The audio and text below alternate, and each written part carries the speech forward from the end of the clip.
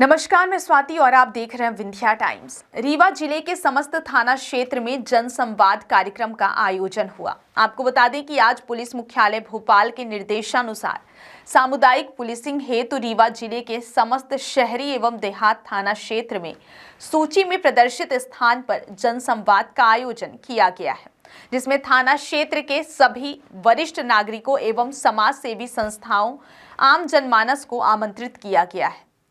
इस जन संवाद में साइबर जागरूकता, नशे के विरुद्ध जागरूकता, सामुदायिक पुलिसिंग, पुलिस और आम जनता के मध्य आपसी सामंजस्य आदि विभिन्न विषयों पर चर्चा की गई, जिसमें थाना क्षेत्र के गणमान्य नागरिक जन संवाद कार्यक्रम में सम्मिलित हुए। कोतवाली क्षेत्र में आज यहाँ पे जनसंवाद किया था, जिसमें सभी जनप्रतिनिधिगण, प्रबुद्धजन और धार्मिक गुरु सभी लोग शामिल हुए थे।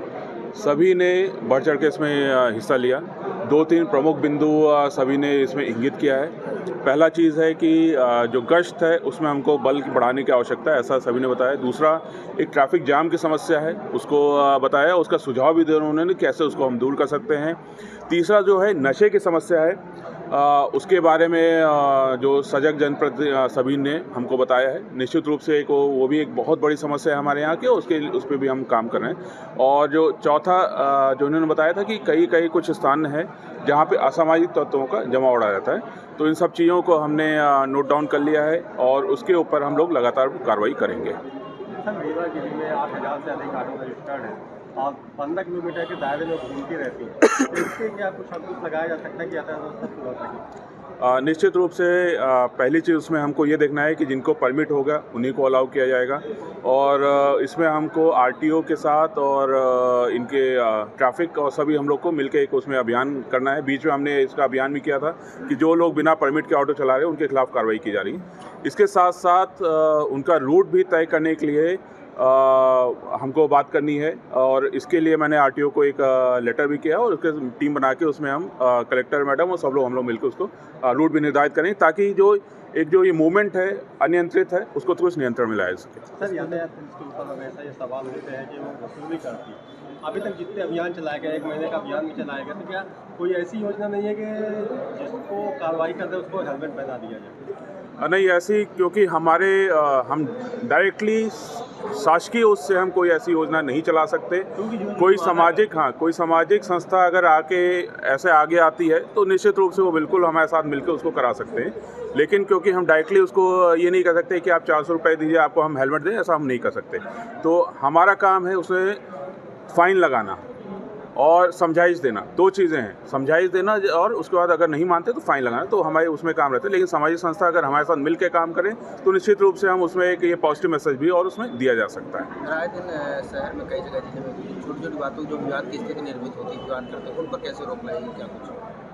पहली चीज़ है कि हम नागरिकों से अपील करें कि कोई भी छोटी मोटी विवाद को हमको ईगो इशू में नहीं आके आपस में हम सभी इसी समाज का हिस्सा हैं, हमको इसी शहर में रहना है। हम विवाद करेंगे तो कहीं ना कहीं अगर सामने वाले के साथ भी होगा दिक्कत तो आपके ऊपर भी दिक्कत आएगी। और तो इसलिए हमको एक तो मिल बैठ के सभी समस्याओं का समाधान करना है, और कोई चीज़ ऐसी लगती है जो पुलिस के करने लायक है, पुलिस के हस्तक्षेप लाएगा तो पुलिस तक लाना है। आपस में अगर विवाद करेंगे तो दोनों लोग उसमें अपराधी उसमें आ जाते हैं और कहीं ना कहीं वो अपराध घटित करना माना जाता है। युवाओं में देखा गया कि तो इस तरह से कैसे टूटेगा? इसके लिए जैसा अभी आप लोगों ने बताया, एक हेल्पलाइन हम उसमें जारी करेंगे। पहली चीज़, कोई भी नागरिक अपनी आइडेंटिटी को छिपा के या बिना बताए वो उस पर जानकारी दे सकता है कि यहाँ पे इस तरह के नशे का सामान बिक रहा है या फिर यहाँ पे नशेड़ी लोग इकट्ठा हो रहे हैं और यहाँ पे असामाजिक तौर इकट्ठा हो रहे हैं। तो इस तरह का एक हम हेल्पलाइन उसमें जारी करेंगे, जैसा कि आज सुझाव आया था, और उसको निश्चित 1-2 दिन में हम उसको पूरा मूर्त रूप देंगे।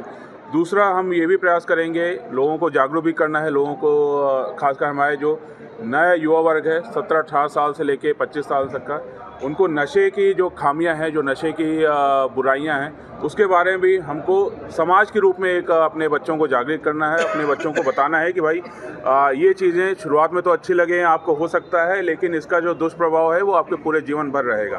तो हमको ये चीज़ के लिए जागरूक करना होगा। हमारा जो काम होता है 2 तरीके से होता है। एक होता है सप्लाई और डिमांड। अगर डिमांड कम होगी, अगर हमारे लोग जागरूक हो जाएंगे और नशे से दूर भागेंगे तो ऑटोमेटिकली हम सप्लाई पे भी काम करेंगे।